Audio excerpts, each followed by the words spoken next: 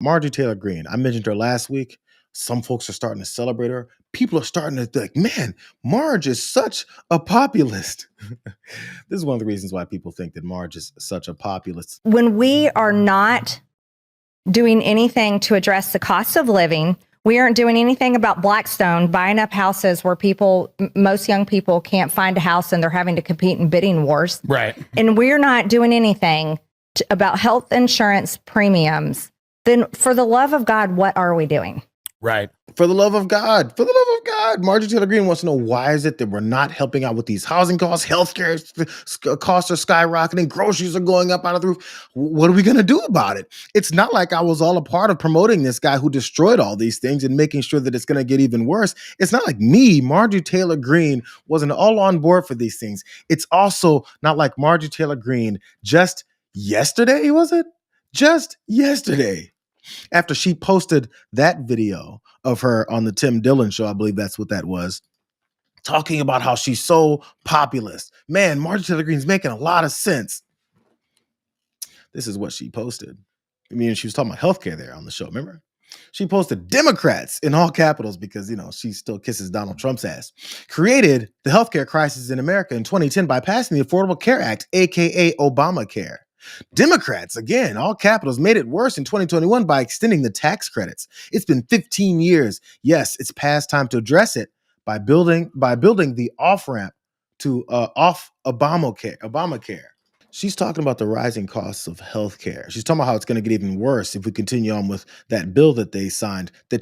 I don't remember her being against it. But she wants to talk about how Democrats destroyed healthcare in 2010. How was healthcare in 2009? Do you guys remember if healthcare was free and accessible to everyone? And when I say free, I mean our tax dollars go to us being able to go to a doctor and not pay $10,000. So it's never free. Let's keep that real. But they want to tell you that healthcare was beautiful before 2010. Then the ACA came in and destroyed everything. This is the same Marjorie Taylor Greene who just last week was saying other populist things about how the shutdown is the Republicans' fault and healthcare is going to rise and ACA things are going to be off the charts. It's like she's saying two different things depending on the audience that she's in front of and the people that she's looking to impress with her lies. Because, by the way, the ACA had its issues. Partially, there was other issues. I mean, many people that are actual liberals and progressives were upset that Obama wasn't pushing for actual health care for everyone. Barack Obama was already giving some concessions as far as what he was doing. And the only way that they even got this passed is because there was many holes in Obamacare. And we knew it at the time. One of those holes was how there's like 10 to 14 Republican states who openly rejected the exchanges that would have given them, that would have expanded Medicaid to those folks in those poor ass Republican states, would have given them access to it where they wouldn't have had to pay as much for their health care with the ACA. But now she wants you to forget all that and say that it was the ACA that destroyed things. That was their play from the beginning. Poke holes in it, make it as weak as possible, exploit those holes, and don't accept the good parts of this plan so that your people can suffer. Let's keep it real, so that their constituents can suffer, and after suffering, be upset at Obama. Here she is, still on that same show, and she went more extensively about how hardcore she is as far as the Epstein things, which she's been right about. Why are the Epstein files such? I mean, we could all imagine why they're such a the third rail of American politics. Is it because a foreign government or an ally of America was blackmailing our politicians? We don't want that out. Is that a crazy thing to suggest? Is that a wild thing to say? Or is that, in your estimation, a very likely and possible reason that these things are not coming out? Well, I can actually, Ty, will you look and get my purse and hand me my purse? I'm going to read you a little list that Thomas Massey read. Okay. And I can only read it because he's already read it on the House floor. This is the most heinous crime ever, by the way. It's crimes against children. Okay, these poor women, by the way. Yeah. These poor women. Right. Just to be clear, we don't have those names, but we have a description of them. Okay. So let's go over this descriptive list. Yes. All right. And then people can really understand why these women and why I myself said, I'm not suicidal. Right. But I am afraid of this has been so suppressed.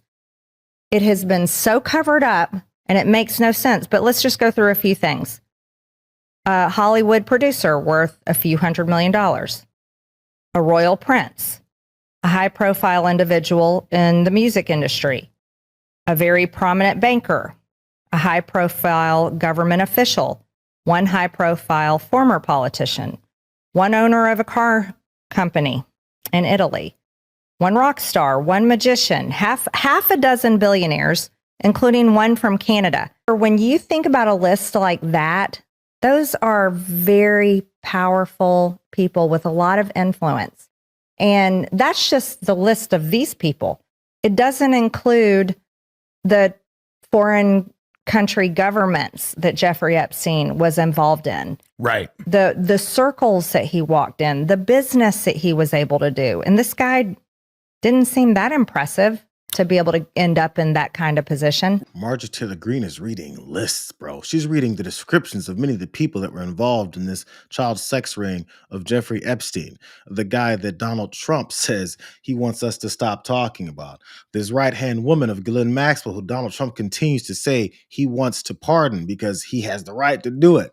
So it's weird how on that list, she didn't mention anything about former presidents, current presidents, former and current presidents. It's weird because she still kisses his ass, no matter how much she's acting like she cares about these things.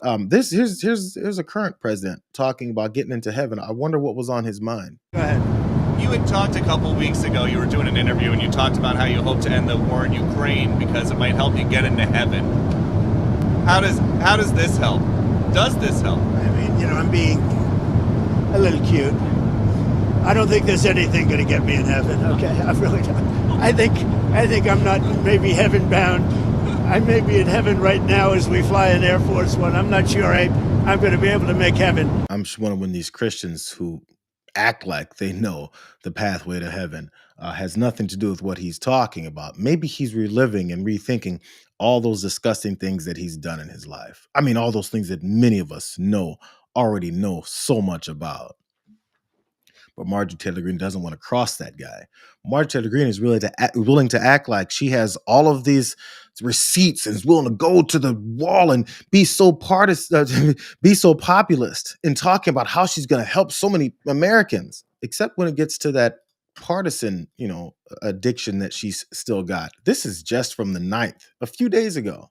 He said, I just reviewed footage from January 6th.